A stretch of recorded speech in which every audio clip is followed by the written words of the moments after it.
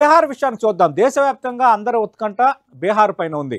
ఈసారి బీహార్‌లో ఏం జరగబోతోంది?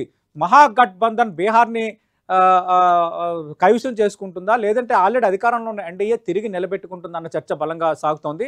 నేను ప్రారంభంలో చెప్పినట్టు గతంలో చాలా సార్లు ఎగ్జిట్ పోల్స్ ఇచ్చే కొన్ని సంస్థలు కూడా ఈ ఎందుకు వెనకడుగేశాయన్న చర్చ అయితే బలంగా సాగుతోంది. ఖచ్చితంగా మేము గెలుస్తామని తేజస్వి యాదవ్ చెప్తున్నారు. కానీ అక్కడున్న పరిస్థితుల నేపథ్యంలో కొంత ఎన్‌డీఏకు మొగ్గు ఉండొచ్చు అన్నది ఎక్కువ ఎగ్జిట్ పోల్ సంస్థలు అంచనా వేశాయి.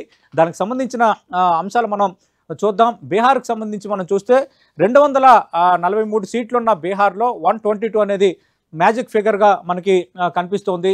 బీహార్ తీర్పుకు సంబంధించి మొత్తం 2 ఎస్టీ 38 ఎస్సీ స్థానాలు ఉన్నాయి. అధికారంలో రావడానికి 122 సీట్లు మ్యాజిక్ ఫిగర్.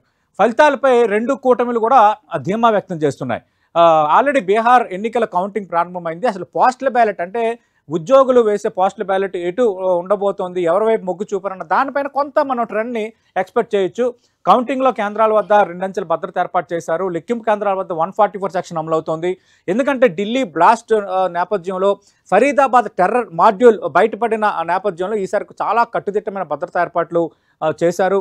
మరిన్ని వివరాలు అందించడానికి ఢిల్లీ నుంచి మా ప్రతినిధి గోపి సిద్ధంగా ఉన్నారు. గోపి, బీహార్కి సంబంధించి ఏం జరగబోతోంది? కొన్ని ఎగ్జిట్ పోల్ సంస్థలు ఎందుకు ఎగ్జిట్ పోల్స్ ఇవ్వలేదంటే ఏం చెప్తారు? అంటే ఎగ్జాక్ట్గా ఎన్డీఏకే మొగ్గుందా, లేదంటే కొంత నెక్ టు నెక్ వచ్చే వాతావరణం ఏమైనా కనిపిస్తుందా గోపి?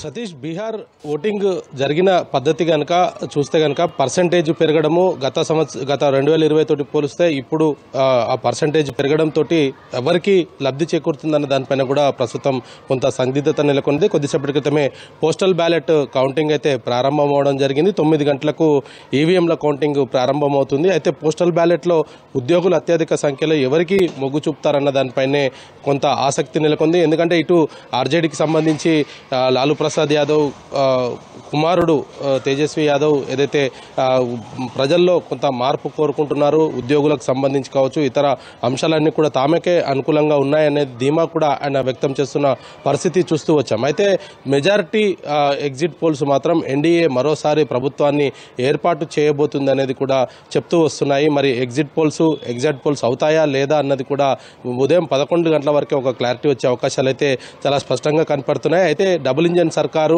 అదేవిధంగా కోటి ఉద్యోగాలకు సంబంధించిన హామీలు, ఇతర మేనిఫెస్టోలో ఉన్న విధానాలు, ఆ మేనిఫెస్టోలో పొందుపరిచిన అంశాలు ఎన్డీఏను మరోసారి ప్రభుత్వాన్ని ఏర్పాటు చేసే దిశగా ప్రజలు తీర్పు చెప్తారనేది కూడా ఇటు ఎన్డీఏ కూటమి నేతలైతే చెప్తూ ఉన్నారు. మరొక వైపు మహాగఠబంధన్ కూడా ఓటింగ్ పర్సెంటేజ్ చూస్తే కనుక తమకే అనుకూలంగా ఉంది అనేది కూడా మహాగఠబంధన్ నేతలు చెప్తున్నారు. ప్రభుత్వం పైన ఉన్న వ్యతిరేకత కావచ్చు, డబుల్ ఇంజన్ సర్కార్ని నమ్మి ఓటు వేసిన తర్వాత కూడా బీహార్లో అభివృద్ధి లేదు, వలస కూలీలు వెళ్ళిపోతూనే ఉన్నారు. ఇక్కడ బిలో పావర్టీ ఉన్న ప్రజానీకం చాలా ఎక్కువగా ఉంది, అభివృద్ధి కుంటుపడింది. కాబట్టి ఒకసారి మాకు అవకాశం ఇస్తారు అనేది కూడా ఇటు మహాగఠబంధన్ నేతలైతే ఆశాభావం వ్యక్తం చేస్తున్న పరిస్థితి కనపడుతుంది. ఇటు ఓటర్లకు సంబంధించి చూస్తే కనుక ఓటర్లు నూతనంగా ఏర్పడ్డ ఈసారి మొట్టమొదటిసారి ఓటింగ్ హక్కును వినియోగించుకున్న ఓటర్లు చూస్తే దాదాపు 15 లక్షల వరకు కూడా నూతన ఓటర్లు నమోదవడం జరిగింది.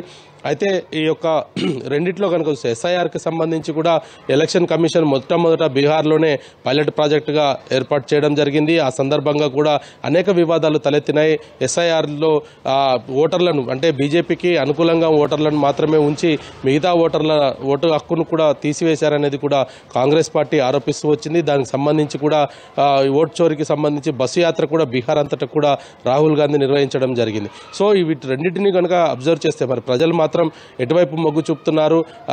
మరోసారి నితీష్ కుమార్ను ముఖ్యమంత్రిగా చరిత్ర సృష్టించేందుకు అవకాశం కల్పిస్తారా, లేదా నిజంగానే మార్పు కోరుకుని తేజస్వి యాదవ్ను ముఖ్యమంత్రి చేస్తారా అన్నది కూడా ఉదయం 11 గంటల వరకు అయితే ఒక క్లారిటీ వచ్చే అవకాశాలు కనపడుతున్నాయి. సతీష్, రైట్ గోపి, మరికాసేపట్లో మరిన్ని అప్డేట్స్ తీసుకునే ప్రయత్నం చేస్తాను. ఖచ్చితంగా చాలా కీలకంగా చాలా అంశాలు పనిచేసాయి. ఓటు చోరీ అంశాన్ని రాహుల్ గాంధీ లేవనెత్తుకున్న పరిస్థితుల్లో మన బీహార్ ప్రజలు ఎటువైపు మొగ్గు చూపారు, లేదంటే గత ఎన్డీఏ పాలన చూసి ఎన్డీఏ హామీలకు ఏమైనా కొంత ఎడ్జ్ చూపిస్తున్నారా, ఆసక్తి చూపించారా అనేది మరికాసేపట్లో తెలిపబోతుంది. అక్కడ కూడా పోస్టల్ బ్యాలెట్ బట్టి ఒక ట్రెండ్ అయితే మనకు అర్థం కాబోతుంది. ఆల్రెడీ బీహార్ తీర్పుకు సంబంధించి 243 అసెంబ్లీ స్థానాలు ఉన్న బీహార్లో 7 స్థానాలకు సంబంధించిన లీడ్స్ మనకు కనిపిస్తున్నాయి. ఎన్డీఏ కూటమి 4 స్థానాల్లో లీడ్లో ఉంటే మహాగఠబంధన్ 1 స్థానంలో లీడ్లో ఉంది. అలాగే ప్రశాంత్ కిషోర్ పార్టీ ఇంకా బోని తెరవలేదు, అంటే లీడ్ కూడా కనిపించట్లేదు. అదర్స్ 2 స్థానాల్లో అటు లీడ్లో ఉన్న వాతావరణం అయితే కనిపిస్తోంది. ప్రస్తుతం బిగ్ డే